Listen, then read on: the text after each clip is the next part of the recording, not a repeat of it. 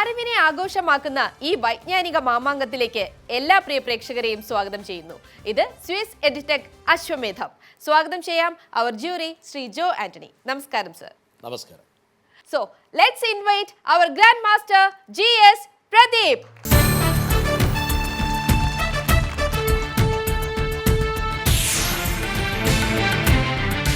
നാടകീയത നിറഞ്ഞ മുഹൂർത്തങ്ങളും സംഭാഷണങ്ങളുമാണ് നാടകത്തെ പ്രേക്ഷകർക്ക് പ്രിയപ്പെട്ടതാക്കുന്നത്.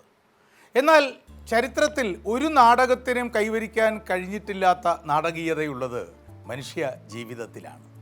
അത്രമേൽ ചുഴികളും മലരുകളുമുള്ള, ട്വിസ്റ്റുകളുള്ള, പരിണാമഗുപ്തിയുള്ള മറ്റൊന്നില്ല തന്നെ. സ്വന്തം ജീവിതം അതിൻ്റെ നാടകീയത കൊണ്ട്, അപ്രവചനീയ സ്വഭാവം കൊണ്ട് മറ്റുള്ളവരെ വിഭ്രമിപ്പിക്കുന്ന കലാസൃഷ്ടികളായി അവതരിപ്പിക്കുന്നത് കാണാൻ കഴിഞ്ഞ മനുഷ്യരുമുണ്ട് ഈ സമൂഹത്തിൽ. നാടകീയതകളില്ലാത്ത അറിവിൻ്റെ ഈ സഞ്ചാരത്തിലേക്ക് സ്വാഗതം. സ്വിസ് എഡ്ടെക് അശ്വമേധം. ഈ ദിവസം ഈ വേദിയിലേക്ക് കടന്നുവരുന്ന അതിഥിയുടെ ജീവിതം അതുകൊണ്ട് തന്നെ അത്യധിക നാടകീയത നിറഞ്ഞ ഒന്ന് തന്നെയാണ്. മലയാളികൾക്ക് മുഴുവൻ ആ വ്യക്തിയുടെ ജീവിതം തങ്ങളുടെ കാഴ്ചകളിലെ ഏറ്റവും പരിചിതത്വമുള്ള ഒന്നായി മാറിയത് വെള്ളം എന്ന മലയാള സിനിമയിലൂടെയാണ്. മലയാളി പ്രേക്ഷകരുടെ മനസ്സിലേക്ക് ചിലപ്പോഴൊക്കെ വല്ലാതെ കണ്ട് വിഭ്രമിപ്പിക്കുകയും വല്ലാതെ നൊമ്പരപ്പെടുത്തുകയും എന്നാൽ ഓരോ ഇരവിനുമപ്പുറം കാത്തിരിക്കുന്നുണ്ട് ഉദിച്ചുയരാൻ മറ്റൊരു പുലരി എന്ന് വെളിപ്പെടുത്തുകയും ചെയ്ത ഒരു മനുഷ്യ ജീവിതത്തിൻ്റെ ഉടമ. വിശേഷണങ്ങൾ കുറച്ച് വിശേഷങ്ങൾ കേൾക്കാനായി കാതോർത്ത് ഈ വേദിയിലേക്ക് നമുക്ക് സ്വാഗതം ചെയ്യാം. Shri Murali Kunnumpurath, walk in please. ഞാൻ മുരളിയെക്കുറിച്ച് പ്രേക്ഷകർക്ക് പെട്ടെന്ന് മനസ്സിലാകാൻ വേണ്ടി താങ്കളുടെ ജീവിതവും വെള്ളമെന്ന സിനിമയുമായി ബന്ധപ്പെട്ട കാര്യങ്ങൾ പറഞ്ഞു എന്നതേ ഉള്ളൂ. അതിനപ്പുറം വളരെ സജീവമായി ബിസിനസ്സിൽ, വ്യാപാരത്തിൽ അല്ലെങ്കിൽ ജീവിത വിജയത്തിൻ്റെ വിവിധ മേഖലകളിൽ ഏർപ്പെടുന്ന ഒരാളാണ് താങ്കൾ. എനിക്ക് തോന്നുന്നു താങ്കളെക്കുറിച്ച്, ഇന്നലകളിലെ താങ്കളെയല്ല, ആദ്യം ഇന്നത്തെ താങ്കളെക്കുറിച്ച് താങ്കളൊന്ന് അടയാളപ്പെടുത്തി നമുക്ക് കേട്ടു തുടങ്ങാം. ഇന്നിപ്പോൾ ഞാനിപ്പോൾ വരുന്നത്, ഞാൻ പുതിയൊരു സിനിമ ചെയ്യുന്നുണ്ട്, സുമതി വളവ് എന്ന് പറഞ്ഞിട്ട് പാലക്കാട് ഷൂട്ട് നടന്നുകൊണ്ട് പോകുന്നു. അപ്പോൾ ആ ലൊക്കേഷനാണ് ഞാൻ വരുന്നത്. ഞാനിപ്പോൾ ചെയ്യാൻ പോകുന്നത് മൂന്നാമത്തെ സിനിമ ചെയ്ത്. പിന്നെ ടൈൽസിൻ്റെ ബിസിനസ് ഞാനിപ്പോൾ ഇന്ത്യയിലെല്ലാം സ്റ്റോപ്പ് ചെയ്തു. ഇപ്പോൾ ദുബായ് മാത്രം, ദുബായിൽ നിന്ന് അങ്ങോട്ട് ഓപ്പറേഷൻ അവിടെ ദുബായിൽ വെയർ ഹൗസും കാര്യങ്ങളൊക്കെ ഉണ്ട്. അപ്പോൾ ദുബായിൽ നിന്ന് ബേസ് ചെയ്തിട്ട് ഞാനിപ്പോൾ എക്സ്പോർട്ട് ലാസ്റ്റ് ഇയർ മുതൽ അങ്ങനെയാണ് ചെയ്യുന്നത്. അപ്പോൾ നാട്ടിലൊന്നുമില്ല ഇപ്പോൾ. കംപ്ലീറ്റ് ഇന്ത്യയിലെ കംപ്ലീറ്റ് വൈൻഡപ്പ് ചെയ്തു. സുമതി വിളവെന്ന് പറഞ്ഞപ്പോഴാണ് ഓർത്തത്, ആരാണത്? ജസ്നിയാണ്. ജസ്നി അഭിനയിക്കുന്നത് അല്ല, ജസ്നി കാരണം അശ്വമേധത്തിൽ പങ്കെടുക്കാൻ സുമതി വിളവിൽ അഭിനയിക്കുന്ന കാര്യം അതാണ് ഇപ്പോൾ. അതെ, കൂടുതൽ പ്രവാസ ലോകത്താണ്, വ്യാപാരം, എപ്പോഴും ട്രാവലിംഗ് ആയിരിക്കും. ട്രാവലിംഗാണ്. ഇനി താങ്കളുടെ പൂർവാശ്രമം എന്നൊക്കെ പറയാവുന്ന ജീവിതം. ഞാനിതിൽ വരാൻ പ്രത്യേകിച്ചൊരു കാരണം എന്ന് പറഞ്ഞാൽ, ഞാൻ പിന്നെ ഇപ്പോൾ പ്രോഗ്രാമിൽ ഞാൻ മിക്ക പരിപാടിക്ക് ഞാൻ പോകാറില്ല. എന്ന് വെച്ചാൽ ഒന്ന് സമയം ഉണ്ടാവില്ല, ചിലപ്പോൾ ഇവിടെ ഉണ്ടാവാറില്ല. പക്ഷേ ഇതിന് ഈ പരിപാടിക്ക് വരാൻ അശ്വമേധം വെച്ചാൽ അത്രയും ഒരു ആൾക്കാർ കാണുന്നൊരു പരിപാടി. ഞാൻ ഇതിനു മുന്നേ വേറെ ചാനലിൻ്റെ ഒരു പരിപാടിക്ക് പോയിട്ടായിരുന്നു. ആ പ്രോഗ്രാം കണ്ടിട്ട് ഒരുപാട് ആൾക്കാർ മദ്യപാനം നിർത്തിയിട്ടുണ്ട്. അത് ഫേസ്ബുക്കിൽ എൻ്റെ പോസ്റ്റിൽ പല താഴത്ത് നിങ്ങളെ പരിപാടി കണ്ടു, ഞാൻ മദ്യപാനം നിർത്തി 2 വർഷമായി 1 വർഷമായി. അപ്പോൾ നമ്മളെ കൊണ്ട് ആരെങ്കിലും ഒരു കുടുംബം രക്ഷപ്പെടുന്നുണ്ടെങ്കിൽ അതൊരു വലിയൊരു കാര്യമല്ലേ. അങ്ങനെയാണ് ഈ പരിപാടിക്ക് വരാൻ എനിക്ക് കൂടുതൽ ഇഷ്ടം. കാരണം ഞാൻ എൻ്റെ ജീവിതത്തിലൊരു ഭാഗം ഞാൻ ഇങ്ങനെ ആൾക്കാർ നമുക്ക് ഈ മദ്യപാനം കൊണ്ട് കഷ്ടപ്പെടുന്നവർ ഞാൻ നമ്മൾ അങ്ങോട്ട് പോയി നിർബന്ധിക്കില്ല, ഇങ്ങോട്ട് വന്നാൽ അവർക്ക് വേണ്ടുന്ന സഹായം ചെയ്തു കൊടുക്കും. തീർച്ചയായും മദ്യപാനത്തെ സംബന്ധിച്ചിടത്തോളം മദ്യപാനം അവസാനിപ്പിക്കണമെന്ന് മദ്യപൻ തീരുമാനിക്കുന്ന നിമിഷത്തിലാണ് അത് യാഥാർത്ഥ്യമായി തുടങ്ങുന്നത്. പക്ഷേ ആ ഒരു ഘട്ടത്തിൽ നമുക്ക് ആർക്കും അവസാനിപ്പിക്കാൻ തോന്നില്ല, അതാണ് പ്രശ്നം. പക്ഷേ എന്നാൽ ആ ഘട്ടത്തിൽ മറ്റുള്ളവർ ഒരുപാട് തവണ നിർബന്ധിച്ചു കൊണ്ടേയിരിക്കും. അതെ, പക്ഷേ അന്നേരം നമ്മളൊരു മദ്യപാനം നമ്മൾ സ്വയം എക്സ്പെക്റ്റ് ചെയ്യാൻ നമുക്ക് ഭയങ്കര ബുദ്ധിമുട്ടാണ്. നമ്മളെപ്പോഴും എൻ്റെ ജീവിതത്തിൽ എൻ്റെ കയ്യിൽ നിന്നെല്ലാം നഷ്ടപ്പെട്ടു. ഞാൻ തെരുവിലേക്കായി, കടുത്ത ബസ് സ്റ്റാൻഡിലായി, ഫുട്പാത്തിൽ. ഏറെക്കുറെ വെള്ളമെന്ന സിനിമയിൽ 10% കാണിച്ചിട്ടുള്ളൂ. അതിനേക്കാൾ കൂടുതലാണ്. ഒരുപാട് ഭയങ്കര ഭീകരതയാണ് ജീവിതം. അതെന്നെ അറിയുന്ന എൻ്റെ നാട്ടുകാർക്കും എൻ്റെ ആൾക്കാർക്കും രണ്ടാമതൊരു ജീവിതമുണ്ട് എന്ന് തിരിച്ചറിയുന്നത് അല്ലെങ്കിൽ എട്ടാമത്തെ ജീവിതം ആരംഭിക്കുന്നത് ഇപ്പോൾ എനിക്ക് അങ്ങനെയൊന്നുണ്ടെന്ന് തിരിച്ചറിയുമ്പോഴാണ് ഇതൊക്കെ അത്ഭുതമാണെന്ന് ഞാനിപ്പം എനിക്കെന്നെ ചില സമയത്ത് റിയലൈസ് ചെയ്യാൻ പറ്റുന്നില്ല. ഇത് സത്യമാണെന്ന് എനിക്കെന്നെ വിശ്വസിക്കാൻ പറ്റുന്നില്ല. ഒരു 15ാമത്തെ വാർഷികമൊക്കെ ആഘോഷിക്കേണ്ട സമയമായി. 16 വർഷം കഴിഞ്ഞു. 2008 സെപ്റ്റംബർ 4 ഞാൻ മദ്യപാനം മാറ്റിവെച്ചത്. നിർത്തിയെന്ന് ഇപ്പോഴും എനിക്ക് പറയാൻ കഴിയില്ല. കാരണം നമ്മൾ ഈ മദ്യപാനം നിർത്തി ഞാൻ ഒരിക്കലും പറയില്ല. കാരണം നമുക്ക് പേടിയാണ് മനസ്സിൽ. കാരണം നമ്മുടെ കയ്യെത്തും ദൂരത്താണ് മദ്യം. ഒരു പെഗ്ഗും എൻ്റെ ജീവിതം തമ്മിൽ ഒരു പെഗ്ഗിൻ്റെ അകലേ ഉള്ളൂ. ഒരു പെഗ്ഗ് കഴിച്ചാൽ പോയി. പക്ഷെ അതിനോട് എപ്പോഴും ഞാൻ 13 വർഷമാകുന്നു. സാറിനെ കുറിച്ച് ഞാൻ കേട്ടിട്ടുണ്ട്. നിർത്തി എന്ന് ധൈര്യമായി എനിക്ക് പറയാം. കാരണം മദ്യപിക്കുന്ന ആളുകളുടെ സദസ്സിൽ അവരുടെ അരികിൽ ഒരു ചായ കുടിച്ചുകൊണ്ടിരിക്കുമ്പോൾ യാതൊരു പ്രത്യേകതകളും എനിക്കതുകൊണ്ട് തോന്നാറില്ല. അതൊക്കെ ഞാൻ ഇരിക്കാറുണ്ട്. പക്ഷേ എനിക്ക് എപ്പോഴും ഇതിനൊരു പേടിയോടെ ഞാൻ ഇതിനെ കാണുന്നു. ഇതിൻ്റെ ഈ മദ്യപാനം, അമിത മദ്യപാനം, അതാണ് മദ്യപാനം തെറ്റാന്ന് നമുക്ക് ഒരിക്കലും നമുക്ക് പറയാൻ പറ്റില്ല. കാരണം മദ്യപാനം തെറ്റാന്ന് പറയുന്ന ഒരാളുമല്ല ഞാൻ. കാരണം ഒരാളൊരു 2-3 പെഗ് കഴിച്ചാൽ പക്ഷേ ഞാനത് തെറ്റാണെന്ന് തന്നെ വിശ്വസിക്കുന്നു. 100% മദ്യപാനം എന്നുള്ളതല്ല, മദ്യം എന്ന വാക്ക് തന്നെ ഒരു വലിയ തെറ്റാണെന്ന് വിശ്വസിക്കുന്ന ആളാണ് ഞാനിപ്പോൾ. താങ്കളുടെ ജീവിതം ഒരു വലിയ ഉദാഹരണവും ഒരു വലിയ സ്വാധീനവുമാണ് ജീവിതം തിരികെ പിടിക്കാൻ ആഗ്രഹിക്കുന്ന ഏത് മനുഷ്യർക്കും. ശ്രീ മുരളിക്ക് അശ്വമേധത്തിൻ്റെ വേദിയിലേക്ക് സ്വാഗതം. ഈ ആദ്യ മേഖലയിൽ ഒരു ചെറിയ സംഗതിയുണ്ട്. താങ്കളാണ് ഗ്രാൻഡ് മാസ്റ്റർ. കണ്ടിട്ടുണ്ടല്ലോ, 5 സൂചനകൾ വരെ തരും. പക്ഷെ താങ്കൾക്ക് അറിയാവുന്ന ഒരാളിനെ കുറിച്ച് തന്നെ താങ്കൾക്ക് എന്തായാലും നന്നായി അറിയാവുന്ന, പെട്ടെന്ന് കണ്ടുപിടിക്കാൻ കഴിയാവുന്ന ഒരാളിനെക്കുറിച്ചുള്ള സൂചനകളാണ് തരിക. പോയാലോ മുന്നോട്ട്? തീർച്ചയായിട്ടും. സുമതി വളവിന് എല്ലാ ആശംസകളും. Thank you. ശരി, ചിത്രീകരണം പൂർത്തിയാകാറായി? ഇല്ല, ഇനി ഒരു 40 ദിവസത്തെ ഷൂട്ടിംഗ് ഉണ്ട്. 40 ഡേയ്സ്, ടോട്ടൽ 85 ഡേയ്സ് ഷൂട്ടിംഗാണ് ഉണ്ട്. അപ്പോൾ ആരംഭിക്കാം. ആദ്യ സെഗ്മെൻറ്റിലേക്ക് ശ്രീ മുരളി കുന്നുംപുറത്ത് എന്ന വിജയിച്ച മനുഷ്യനോട്, ജീവിതം തിരികെ പിടിച്ച പോരാളിയോട്, മികച്ച വ്യവസായിയോട്, ചലച്ചിത്ര നിർമ്മാതാവിനോടൊപ്പം let's play be the grand master.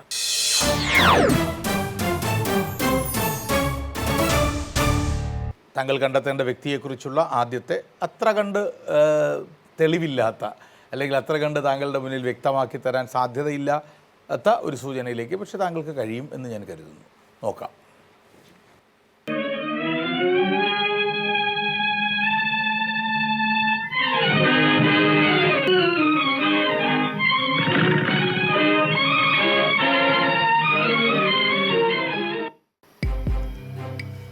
ദേവാനന്ദിൻ്റെ ഒരു പഴയ ഹിന്ദി സിനിമയാണ് കണ്ടത് അല്ലേ? താങ്കൾ കണ്ടെത്തേണ്ട വ്യക്തി ദേവാനന്ദിൻ്റെ സംഘട്ടന രംഗങ്ങളിലെ ഡ്യൂപ്പായി വേഷമിട്ടുകൊണ്ടാണ് തൻ്റെ കരിയർ ആരംഭിച്ചത് എന്നതാണ് ആദ്യത്തെ സൂചന. എന്തെങ്കിലും ഒരു ആശയം മനസ്സിൽ തോന്നുന്നുണ്ടോ? ഒന്നും മനസ്സിലായില്ല. രണ്ടാമത്തെ സൂചനയിലേക്ക് പോകാം. മനസ്സിലായി കഴിയുമ്പോൾ അയ്യോ എന്ന് പറയരുത്. ശരി. 1974-78 വർഷങ്ങളിൽ സംസ്ഥാന അവാർഡ് നേടിയ ഈ കലാകാരൻ 1981 ദേശീയ പുരസ്കാരത്തിനും അർഹനായി. അപ്പോഴും മനസ്സിലായില്ല. ശരി, മൂന്നാമത്തെ സൂചനയിലേക്ക് പോവാം. 1933 ഏപ്രിൽ 4 ചേമൻശ്ശേരിയിൽ ജനിച്ച ഈ കലാകാരന് ദേശീയ അവാർഡ് നേടിക്കൊടുത്ത കഥാപാത്രത്തിൻ്റെ പേര് ഗോവിന്ദൻ എന്നായിരുന്നു.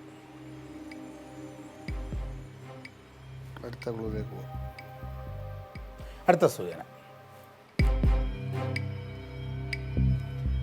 നിഴലാട്ടം എന്ന സിനിമയിൽ ആരംഭിച്ച ഇദ്ദേഹത്തിൻ്റെ ചലച്ചിത്ര ജീവിതം കടവ് എന്ന ചലച്ചിത്രത്തിലാണ് സമാപിച്ചത്. നിഴലാട്ടത്തിൽ ആരംഭിച്ചു കടവിൽ അവസാനിച്ച വളരെ ദൈർഘ്യമുള്ള അഭിനയ ജീവിതമാണ് ചേമൻശ്ശേരിയിൽ ജനിച്ച, ദേശീയ അവാർഡ് നേടിയ, ദേവാനന്ദിൻ്റെ ഡ്യൂപ്പായി രംഗത്ത് വന്ന് ചലച്ചിത്ര ജീവിതം തുടങ്ങിയ ഈ കലാകാരൻ്റേത്. അപ്പോൾ നമുക്ക് അവസാനത്തെ സൂചനയിലേക്ക് പോകാം.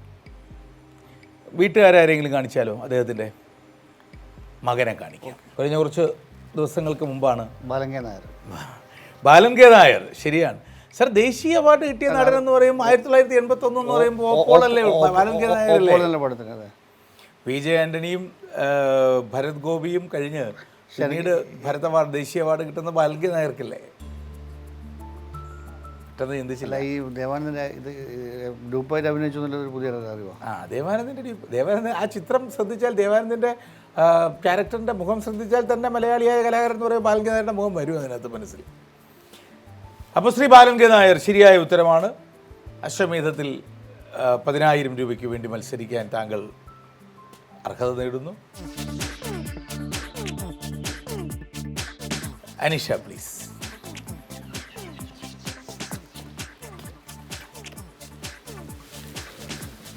പിന്നെ ഒരുപാട് യാത്രകൾ ചെയ്തു, അതന്നെ. വിമാനത്തിൽ പോലും സ്വപ്നത്തിൽ പോലും കയറുന്ന വിചാരിച്ചില്ല. വിമാനമില്ലാതെയും പറക്കാമെന്ന് മനസ്സിലാക്കിയ ഒരു കാലമായിരുന്നു. അന്നേരം ഫ്ലൈയിങ് ആയിരുന്നല്ലോ അപ്പോൾ ശരിക്കും പറന്ന് നടക്കുമായിരുന്നു. അപ്പോൾ പറന്ന് നടക്കേ ശരിക്കും ഇങ്ങനെ വിമാനത്തിലേക്ക് ഇതിലൊക്കെ കയറി ഇതിലൊക്കെ എന്താ സംഭവിക്കുന്നത് നമുക്ക് ഭയങ്കര ഒരാദ്യമായിരുന്നു. പക്ഷേ ഇപ്പം നമ്മുടെ ചില കൂട്ടുകാരൊക്കെ പറയും, തിരുവനന്തപുരത്തൊക്കെയുള്ള ആളുകൾ പറയും പുള്ളി നല്ല താമരയാണ് എന്നാണ് പറയുന്നത്. താമര. അപ്പോൾ ഞാൻ ചോദിച്ചു അതെന്താ അയാളെ കുറിച്ച് അങ്ങനെ താമര എന്ന് പറയുന്നത്? ഫുൾ ടൈം വെള്ളത്തിൽ. താമര എപ്പോഴും വെള്ളത്തിലല്ലോ. പക്ഷെ വെള്ളം എന്ന് പറയുന്നത് സിനിമ ഗംഭീരമായില്ലേ? ജയസൂര്യ മനോഹരമായി. ജയസൂര്യക്ക് ആ ഒരു സമയത്തിൽ എല്ലാ അവാർഡും ജയസൂര്യ, സ്റ്റേറ്റ് അവാർഡ് കിട്ടിയിരുന്നു കേരള സർക്കാരിൻ്റെ, പിന്നെ Saima award, film fair award, എല്ലാ അവാർഡും ജയസൂര്യക്കായിരുന്നു. ശ്രീ VP സത്യനായും മുരളി കുന്നുംപുറത്തായും ഒക്കെ ജയസൂര്യ തകർത്ത് അഭിനയിച്ചു. പ്രജേഷിൻ്റെ ഒരു സംവിധായകനെ, പ്രജേഷിൻ്റെ ഒരു കഴിവും കൂടി അതിൽ എടുത്ത് പറയേണ്ടതാണ്. കാരണം പുള്ളി പിന്നെ ഞാൻ പറയാണ്ട് പിന്നെ എന്നോട് ചോദിക്കാണ്ട് തന്നെ കുറേ കാര്യങ്ങൾ പുള്ളി ആഡ് ചെയ്തിട്ടുണ്ടായിരുന്നു. അപ്പോൾ അത് തൃച്ചംബരം ശ്രീകൃഷ്ണ ക്ഷേത്രമുണ്ട് നമ്മുടെ നാട്ടിലെ, ആ അമ്പലത്തിൻ്റെ തറയെ കടന്നിട്ട് ജയസൂര്യ ക്ലൈമാക്സിൽ ഇങ്ങനെ ഒരു ഐഡിയ കിട്ടുന്നു. ശരിക്കും നമ്മൾ ചെറുപ്പം മുതലേ പോകുന്ന അമ്പലം അത്. നമ്മളവിടെ ഇരുന്ന് കള്ളു കുടിക്കുന്ന ആ സ്ഥലത്തിരുന്ന് അവിടെ തന്നെ ഇരുന്ന് കള്ളു കുടി നമ്മുടെ സുഹൃത്തുക്കളായിട്ട് ചെറിയനെടുക്കാം. അപ്പോൾ അവിടെ തന്നെ അത് പ്രജേഷിനെ തോന്നിപ്പിക്കാൻ അതിലൊരു ദൈവശല്ലേ. മദ്യപാനത്തെ ഒരു ദുശ്ശീലമാണ് എന്ന് നിർവചിക്കുന്നില്ല ഞാൻ. പകരം മദ്യപാനം ഒരു രോഗമാണ്. അതാണ് ഞാൻ മദ്യപിക്കുന്നത് ഒരു രോഗാവസ്ഥയാണ്. മദ്യപാനിയെ അതിൽ നിന്ന് മോചിപ്പിക്കുക എന്നാൽ ആ രോഗം അയാളിൽ നിന്ന് ഭേദമാക്കുക എന്നുള്ളതാണ്. അതാണ് സാറിന് മദ്യപാനും അമിത മദ്യവും രണ്ടും രോഗം തന്നെയാണ് എന്നാണ് പക്ഷേ എൻ്റെ അഭിപ്രായം. സോഷ്യൽ ഡ്രിങ്കേഴ്സും ആൽക്കഹോളിക്കും. സോഷ്യൽ ഡ്രിങ്കിങ്, സോഷ്യൽ ലാഫിങ്, social reading, social discussions, social എന്താ പറയുക റെവല്യൂഷൻ, ഇതൊക്കെ നല്ലത് തന്നെ. പക്ഷേ സോഷ്യൽ ഡ്രിങ്കിങ് നല്ലതാണെന്നൊരു അഭിപ്രായം എനിക്കില്ല. പക്ഷേ ഒരു സോഷ്യൽ ഡ്രിങ്കേഴ്സ് എപ്പോൾ കൊണ്ട് ആൽക്കഹോളിക്കിൽ പോവുകയും ചെയ്യും, അങ്ങനെയുണ്ട്. അതെ. അപ്പോൾ എന്തായാലും നമുക്ക് ആരംഭിക്കാം. Approved sir? അപ്രൂവ്ഡ്. ആദ്യത്തെ 10 ചോദ്യങ്ങളുടെ മേഖലയിലേക്ക് ശ്രീ മുരളി കുന്നുംപുറത്തിനോടൊപ്പം യാഗം.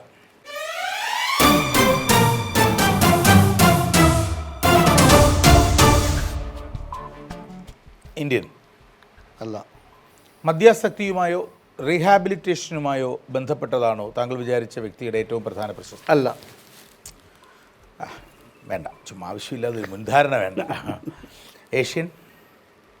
അല്ല. അല്ല. പുരുഷൻ? അതെ. ജീവിച്ചിരിപ്പുണ്ട്? ഇല്ല. Normal death? അല്ല. അല്ല. രാഷ്ട്രീയം, കലാ, സാഹിത്യം? അല്ല. അല്ല. കലയുണ്ട്? രാഷ്ട്രീയം, കല, സാഹിത്യം അല്ല. അല്ല. അപ്പോൾ എന്തോ സ്പോർട്സ് വരും. Thank you. അങ്ങനെ പറഞ്ഞു തരരുത് കേട്ടോ. അപ്പോൾ താങ്കൾ സ്പോർട്സാണ് വിചാരിച്ച സ്പോർട്സാണോ? അതെ. അങ്ങനെ പറയരുത് ശ്രീ മുരളി. അപ്പോൾ എനിക്ക് എത്ര ചോദ്യങ്ങൾ ലഭിച്ചു. ഇനിയിപ്പോൾ ഞാൻ മതപരം, ആത്മീയം, സാമൂഹ്യ പ്രവർത്തനവും ശാസ്ത്രവും കൂടി ചോദിച്ചിട്ടേ സ്പോർട്സിലോട്ട് സാധാരണ പോകാറുള്ളൂ. American continents? Latin America? അല്ല. യൂറോപ്പ്? അല്ല. അദ്ദേഹത്തിൻ്റെ സ്പോർട്സ് ഒരു അഡ്വഞ്ചർ സ്പോർട്സിൻ്റെ പട്ടികയിൽപ്പെടുത്താമോ? ഇല്ല. അല്ല. സ്റ്റീവ് ഇർവിനെയും മറ്റും പോലെ ഉൾപ്പെടുത്താൻ പറ്റില്ല? ഇല്ല, പറ്റും. 10 ചോദ്യങ്ങൾ യജ്ഞം.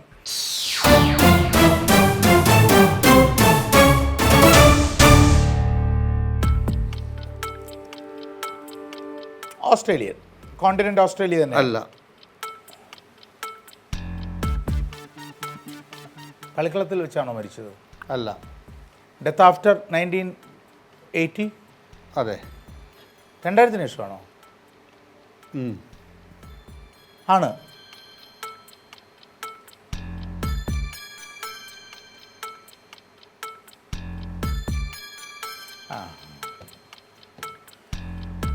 അദ്ദേഹം പ്രതിദാനം ചെയ്ത കളിയിൽ അല്ലെങ്കിൽ അദ്ദേഹം കളിച്ച ടീമുള്ള രാജ്യത്തിൽ ആ കാലഘട്ടത്തിനും അതിന് തൊട്ട് മുൻപും പിൻപുമൊക്കെയായി കളിച്ചവരുടെ കൂട്ടത്തിൽ കെപ്ലർ വെസൽസും ക്ലൈവ് റൈസും ആൻഡ്രൂ ഹഡ്സണും മാക്മില്ലനും ഡേവ് റിച്ചാർഡ്സണും അലൻ ഡൊണാൾഡും ഒക്കെ ഉണ്ടായിരുന്നു. അദ്ദേഹം താങ്കൾ വിചാരിച്ച വ്യക്തിയുടെ നായകത്വത്തിന് കീഴിൽ ഫാനി ഡിവില്ലിയേഴ്സ് എന്ന ബൗളറും ലാൻസ് ക്ലൂസ്നർ എന്ന ഓൾറൗണ്ടറും വിശ്വോത്തര പ്രകടനങ്ങൾ കാഴ്ചവെച്ചിട്ടുണ്ടോ? ഉണ്ടായിരുന്നു. ഹാൻസി ക്രോണിയാണോ മനസ്സിൽ? അതെ അതെ. ദക്ഷിണാഫ്രിക്കൻ ക്രിക്കറ്റ് ടീമിൻ്റെ ക്യാപ്റ്റനായിരുന്ന ഹാൻസി ക്രോണിയ എന്ന പ്രതിഭാശാലിയായ ഓൾറൗണ്ടർ. വിമാനാപകടമായിരുന്നു, എയർ ക്രാഷായിരുന്നു.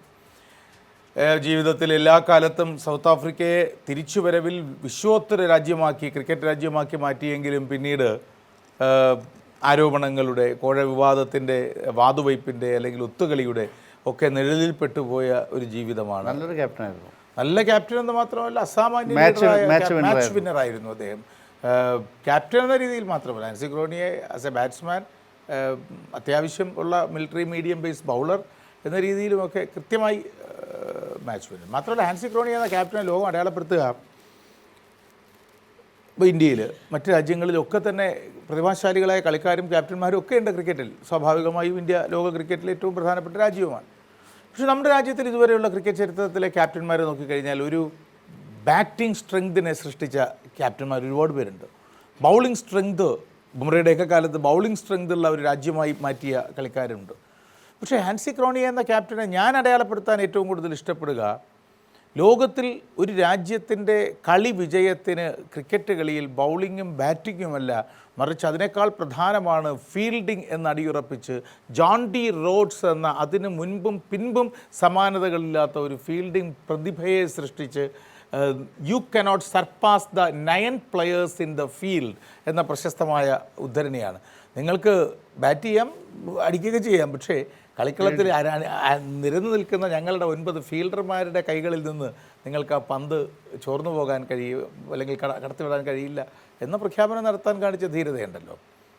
അതിനു മുമ്പ് നമ്മളങ്ങനെ ഒരു ഫീൽഡിംഗ് നേഷൻ എന്നൊരു രാജ്യത്തിനെക്കുറിച്ച് ക്രിക്കറ്റ് പറഞ്ഞിട്ടില്ല, ഇപ്പോഴും പറയുന്നില്ല. പക്ഷേ അന്നത്തെ സൗത്ത് ആഫ്രിക്കയെ നമ്മളങ്ങനെ തന്നെ പറയും, അല്ലേ? ഇന്നൊക്കെ നമ്മൾ ക്രിക്കറ്റ് കളിക്കുമ്പോൾ ബാറ്റ്സ്മാൻമാർ ഒരു വലിയ അടി അടിക്കുമ്പോൾ നമ്മൾ 6 ആണോ 4 ആണോ എന്നാണ് ആലോചിക്കുന്നത്. അന്നത്തെ സൗത്ത് ആഫ്രിക്കയ്ക്കെതിരെ ഏതെങ്കിലും ബാറ്റ്സ്മാൻ ആകാശത്തേക്ക് ഒരു അടിയെങ്കിലും ഉയർന്നാൽ അത് ആരുടെ കയ്യിലാണ് ക്യാച്ച് എന്നാണ് നമ്മൾ ആലോചിച്ചുകൊണ്ടിരുന്നത്. ജോൺ ഡി റോഡ്സ് മാത്രമല്ല, സ്ലിപ്പിൽ ദ ബാസ്ക്കറ്റ് എന്ന് വിളിച്ച മാക്മില്ലനെ അടക്കം അണിനിരത്തിക്കൊണ്ടാണ് അലൻ ഡൊണാൾഡ് ബൗൾ ചെയ്യുന്നു, മാക്മില്ലൻ സ്ലിപ്പിൽ ക്യാച്ച് എടുക്കുന്നു എന്നുള്ളൊരു റെഗുലർ സൈറ്റായിരുന്നു. ക്രിക്കറ്റ് ഇഷ്ടമാണ്, ഒരുപാട് ഇഷ്ടമാണ്. പണ്ട് ആ സമയത്ത് കളിക്കാറുണ്ട്. പിന്നെ മദ്യപാനത്തിലേക്ക് പോയി, പിന്നെ ക്രിക്കറ്റിലൊന്നുമില്ല.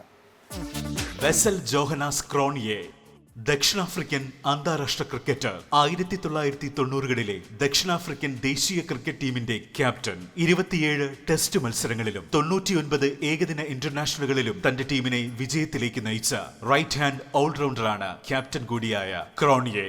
ദക്ഷിണാഫ്രിക്ക ഇന്നേ വരെ നേടിയിട്ടുള്ളതിൽ ഏക ICC നോക്കൌട്ട് ട്രോഫി കിരീടം ക്രോണിയയുടെ ക്യാപ്റ്റൻസിക്ക് കീഴിലാണ്. 1998ലെ ആ ICC നോക്കൌട്ട് ട്രോഫി ഫൈനലിൽ പുറത്താകാതെ 61 റൺസുമായി നിന്ന ക്രോണിയെ ബാറ്റിംഗിൽ ഒരു സുപ്രധാന പങ്കുവഹിച്ച് ടീമിനെ 4 വിക്കറ്റ് ജയത്തിലേക്ക് നയിച്ചു. ഒത്തുകളി വിവാദത്തെ തുടർന്ന് ക്രിക്കറ്റിൽ നിന്ന് ആജീവനാന്ത വിലക്കുണ്ടായിട്ടും 2004-ൽ 11ാമത്തെ മികച്ച ദക്ഷിണാഫ്രിക്കൻ താരമായി അദ്ദേഹം തിരഞ്ഞെടുക്കപ്പെട്ടു. 2002-ൽ ഒരു വിമാനാപകടത്തിൽ അദ്ദേഹം മരിച്ചു.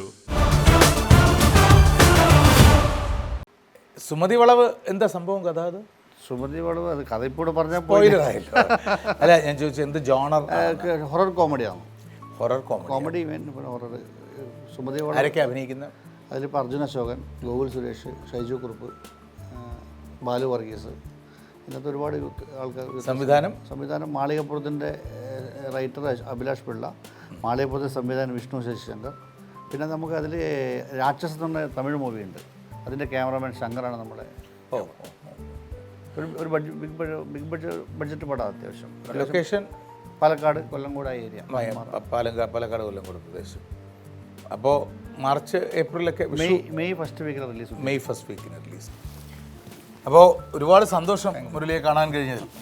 താങ്കളെയും താങ്കൾ മദ്യപാനത്തിൻ്റെ കഥ ഞാൻ കേട്ടിട്ടുണ്ട്. അപ്പോൾ അതൊന്ന് താങ്കൾ നേരിട്ട് കാണാൻ ഞാൻ ഒരുപാട് ആഗ്രഹിച്ചിട്ടുണ്ട്. നമ്മളെല്ലാവരും ഒരേ ഫീൽഡാകുമ്പോൾ തൂവൽ പക്ഷികളാണ്. കുറച്ച് സ്നേഹം കൂടുമല്ല. വരൂ. എന്തായാലും ശ്രീ മുരളി കുന്നുംപുറത്ത് താങ്കളുടെ അശ്വമേധത്തിലെ ഈ സജീവ സാന്നിധ്യത്തിന്, താങ്കളുടെ ജീവിതത്തെ വീണ്ടും പ്രേക്ഷകർക്ക് പരിചയപ്പെടുത്തുന്നതിന്, മുൻപേ നടക്കുന്നവരും ഒപ്പം നടക്കുന്നവരുമായ മനുഷ്യർ അവശേഷിപ്പിച്ച പാദമുദ്രകളുടെ, കാൽപ്പാടുകളുടെ കഥയാണ് നമ്മുടെയൊക്കെ ജീവിതത്തെ കൂടുതൽ ജീവിതവ്യമാക്കുന്നത്, ലൈഫിനെ കൂടുതൽ ലൈവ്ലിയാക്കുന്നത് എന്നടയാളപ്പെടുത്തിയ താങ്കളുടെ ജീവിതത്തിന് സന്തോഷം, സ്നേഹം, കൂടുതൽ നേട്ടങ്ങൾ കൈവരിക്കാൻ കഴിയട്ടെ. ജീവിതത്തിലും വ്യാപാരത്തിലും മാത്രമല്ല, ചലച്ചിത്രത്തിലും, അല്ലേ? സുമതി വളവ് എന്നാണ് അദ്ദേഹത്തിൻ്റെ പുതിയ സിനിമയുടെ, അല്ലെങ്കിൽ ഇപ്പോൾ നിർമ്മിച്ചുകൊണ്ടിരിക്കുന്ന സിനിമയുടെ പേര്. വളവുകളില്ലാത്ത ജീവിത കാഴ്ചകൾ മനുഷ്യർക്ക് സമ്മാനിക്കുവാൻ ഇത്തരം ജീവിതങ്ങൾ ദൃഷ്ടാന്തങ്ങളുമാകുന്നു. ശുഭരാത്രി. നിങ്ങൾക്കും അശ്വമേധത്തിൽ പങ്കെടുക്കാം. ബയോഡേറ്റ അയക്കേണ്ട വിലാസം ashwamedham@kairalitv.in.